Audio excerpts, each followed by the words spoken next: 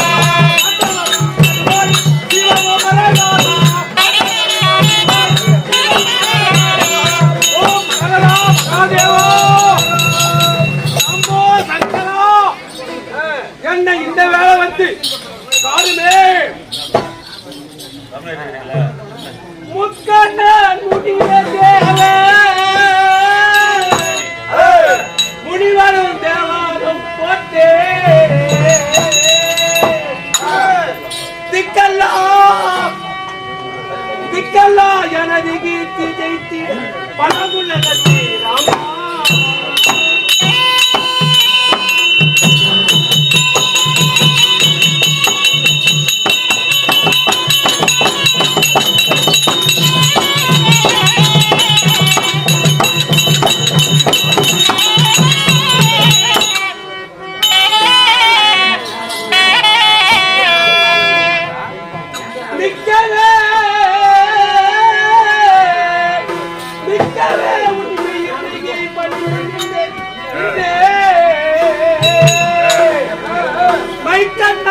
உபையாளோடு வந்து நீ வரமதை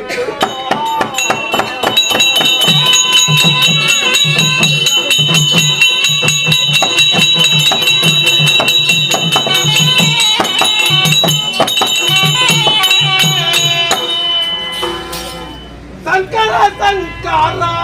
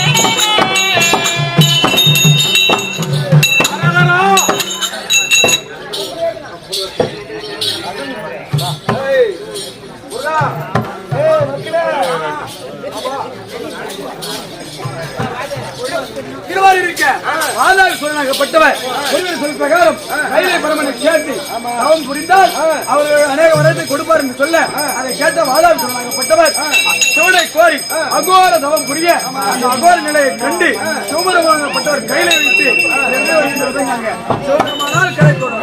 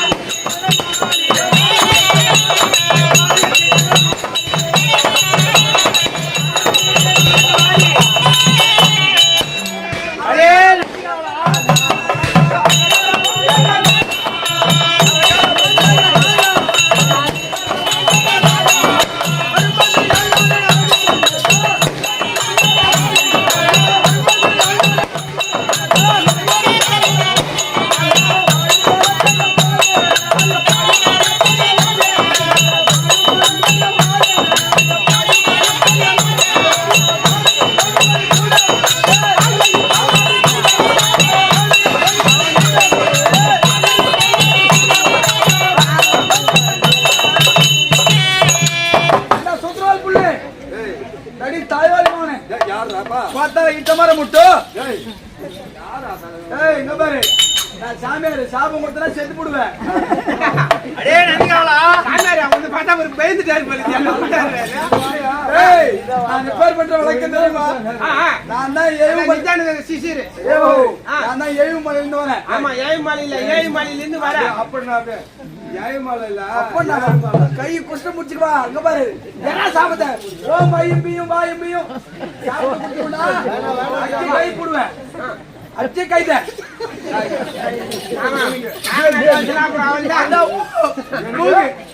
அச்சனா போய் சொல்லி சத்தியமா போடும். என்ன பத்தி சரி உங்க மாம்பேர். ஏய் நான் யாரு?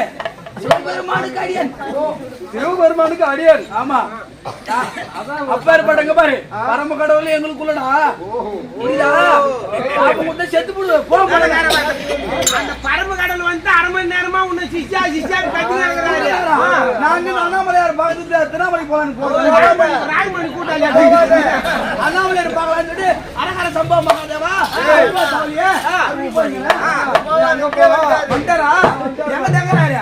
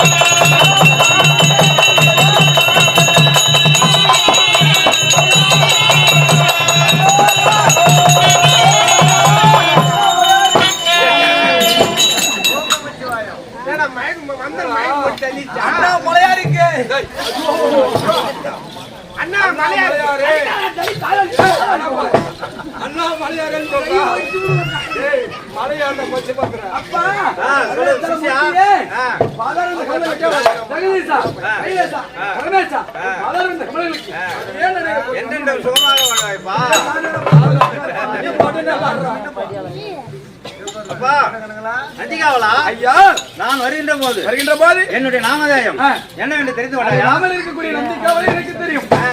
பேருக்கு தெளிவாக சொல்ல வேண்டும். தெரிவிக்கிறேன். முன்னொரு காலத்தில் ஒருவர் ராஜன் இருந்தார்.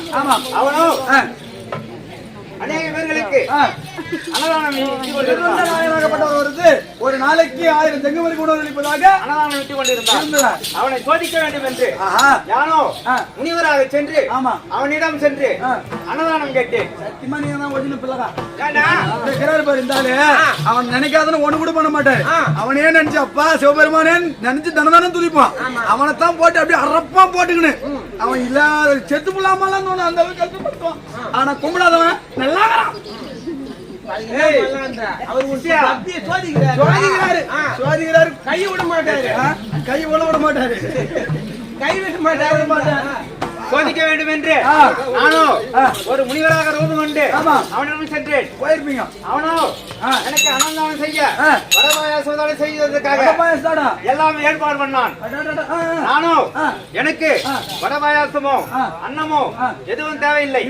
சாப்பாடு சைவ சாப்பாடு. எனக்கோ ஒரே பிள்ளையாக இருக்க வேண்டும். அதுவும் தலைச்ச பிள்ளையாக இருக்க வேண்டும். கறி சாப்பாடுக்காக இருங்க. ஆமாம். சிக்கன் பிரியாணி கேட்டா சிக்கன் பிரியாணி கேட்டா எங்க மாமா பசங்க காரணம் அப்படி கேட்டாங்க.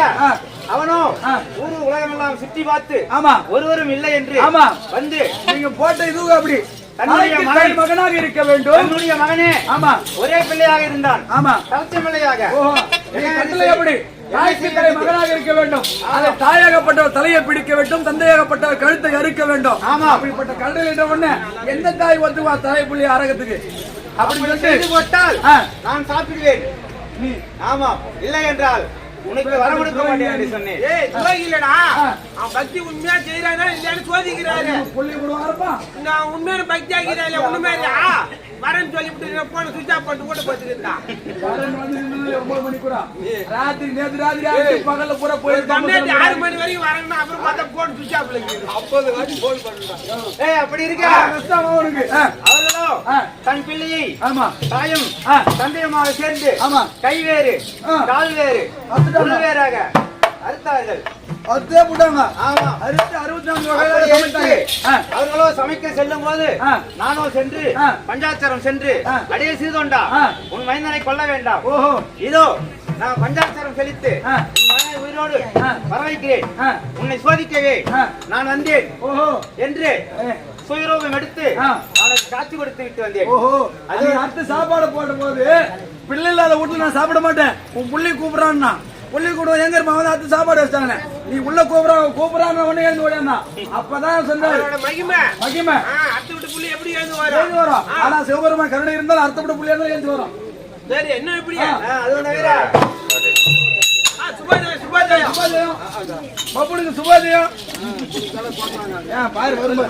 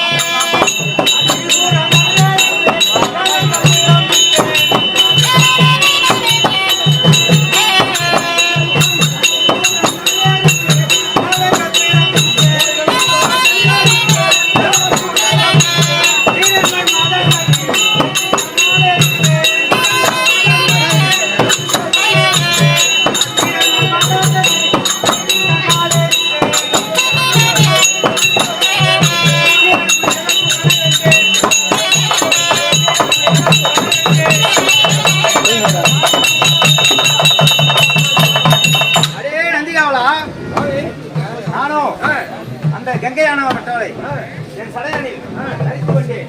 எப்படிப்பட்ட தெரியுமா? ஒரு காலத்தில் பைரவன் என்ற அரசன் கங்காதேவியை கொண்டு அப்போது சார்ஜ் பச்சை குறைஞ்சிச்சுன்னா சார்ஜ் போடு. அரை மணி நேரத்துக்கு ஒரு டைம் கட் பண்ணு. இது அடிக்கடி பிளக் ஆகிட்டு விட்டுருந்தாங்க, டிம் ஆகி விட்டுருக்காங்க, சுத்தமாக முகம் தெரியும். ஒரு ஆள் என்ன பார்த்துக்கணும், நான் 1 மணி நேரத்தில் வேஷம் காட்டுவேன். அரை மணி நேரத்துக்கு ஒரு டைம் கட் பண்ணி பிளாக் ஆகாத பார்த்து இந்த மாதிரி ஃபுல்லாக கலர் தெரியும். ஆமாம் ஆமாம் இது ஆன் பண்ணி சரி போச்சு. இது ஆன் பண்ணோன்னா திடீர்னு மறுபடியும் ஆன் பண்ணி சரி பார்த்துக்கிட்டியா பிளாக் வைக்கிறது வச்சுக்க. இதில் சுத்தம் இருக்கும். அப்புறம் நான் கேட்க மாட்டேன். ஒரு பாட்டில் சாதா தண்ணி இருக்கும்.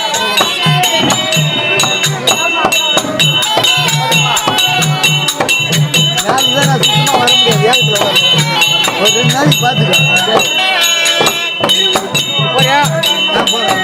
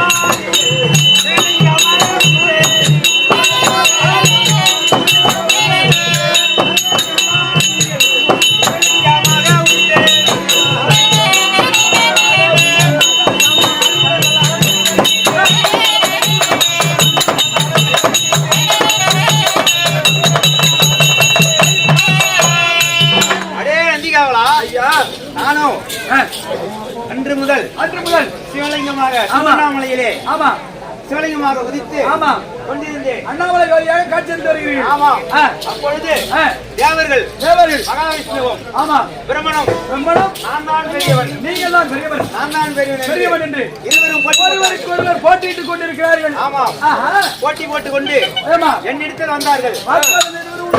ஆமா நீங்க தீர்ப்பு சொல்லுங்க. ஆமா அப்ப நீங்க நடுவுரு அப்படி சொல்ல வந்து என்னிடம் வந்து சொன்னார்கள். சொன்ன உடனே அப்பொழுது நான் என்ன தெரியுமா என்ன பண்ணீங்க? செய்தேன், என்னுடைய பாதத்தை யார் தெரியும் பார்க்கிறார்களோ நீங்க உங்க ரூபத்தை எடுத்த உடனே ஆமா என்னுடைய ஜடாமுடியோ அல்லது என்னுடைய பாதத்தை என் பாதத்தை யார் பார்க்கிறார்களோ என் சிரசை யார் பார்க்கிறார்களோ அவர்களே பெரியவர்கள் என்று யாரோ ஒருவர் என் சிரசையோ அல்லது என்னுடைய பாதத்தை யார் முதலில் காண்கிறீர்களோ அவர்களோ பெரியவர் என்று நான் பெரியவர் என்று சொன்னேன். ஆமா அப்பொழுது மகாவிஷ்ணு வராக அவதாரம் எடுத்து வராகம் என்று சொல்லக்கூடிய பன்றிய அவதாரம் எடுத்தார். எடுத்து அவரோ பூமியை தோண்டி என் பாதத்தை தேடி பாதார சேவை காணுவதற்காக போறாங்க.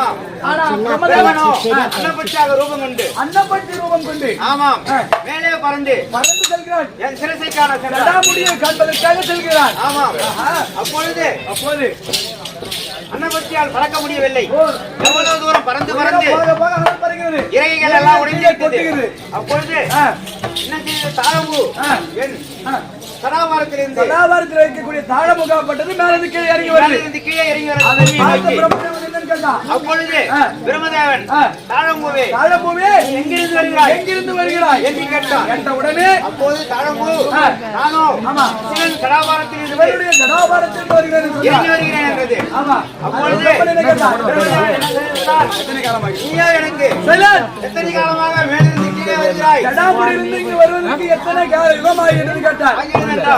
அதற்கோ அந்த தாழம்பூவோ நான் 1000 வருஷமாக இறங்கி வருகிறேன், 1000 யுகமாக இறங்கி வர இப்பதான் பாதியா வந்துகிறேன் அப்படின்ற பாதம் எங்க இருக்கிறது கீழே பூமி எங்க இருக்கிறதே தெரியவில்லை. ஆமா சொன்னார். புரிய உடனே அப்பொழுது என்ன செய்தான், தாழம்பூவே நீயோ எனக்கு ஒரு பொய் சாட்சி சொல்ல வேண்டும் அப்படி என்று கேட்டான்.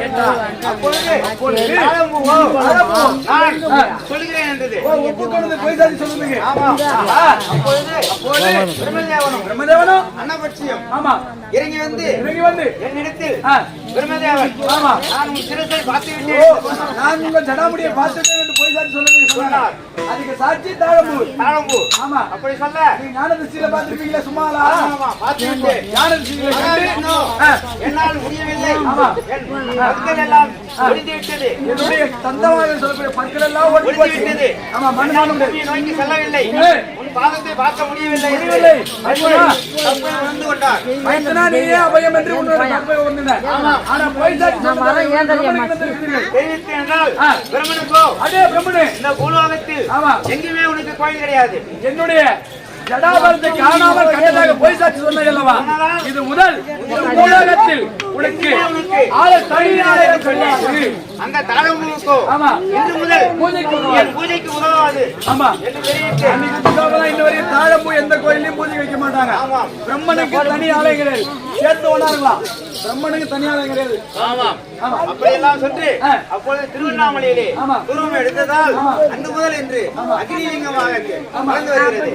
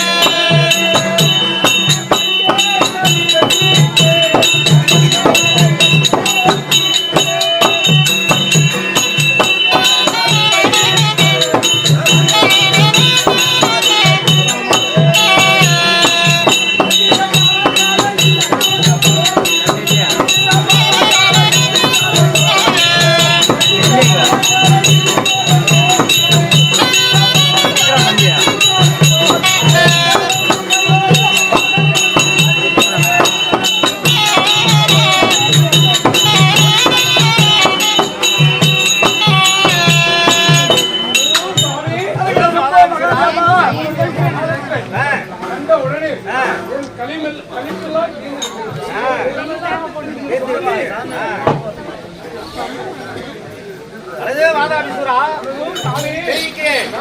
என்னையே மனதில் இயல்புணர்ந்தவனே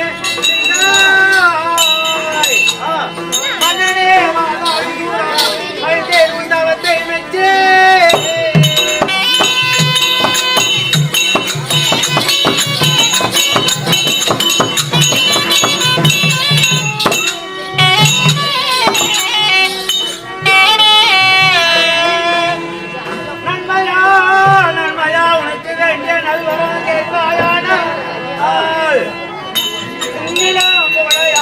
இயல்புடன் வரவே அணிந்து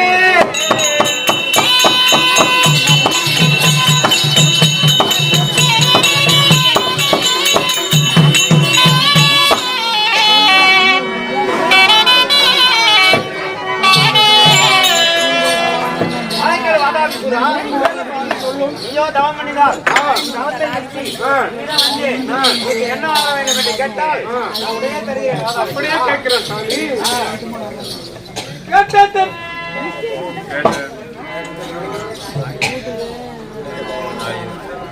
கேட்ட தேவன் பாருடோம் கேட்ட நாயிருந்தோரை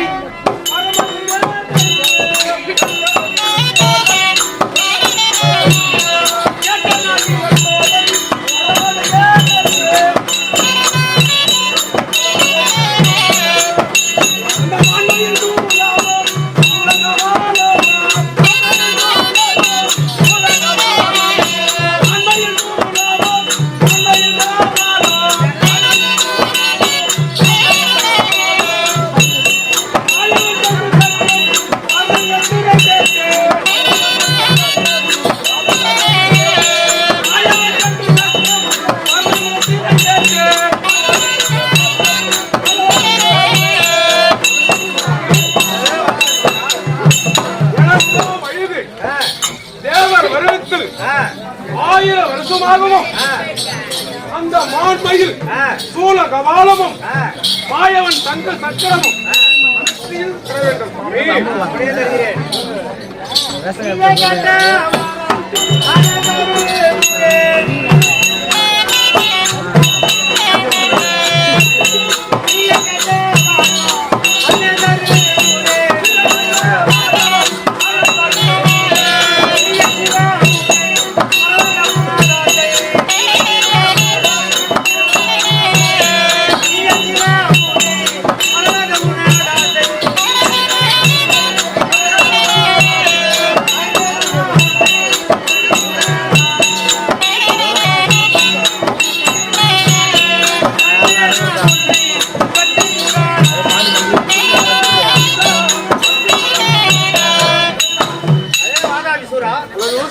உன் தவத்தை மெச்சினேன்.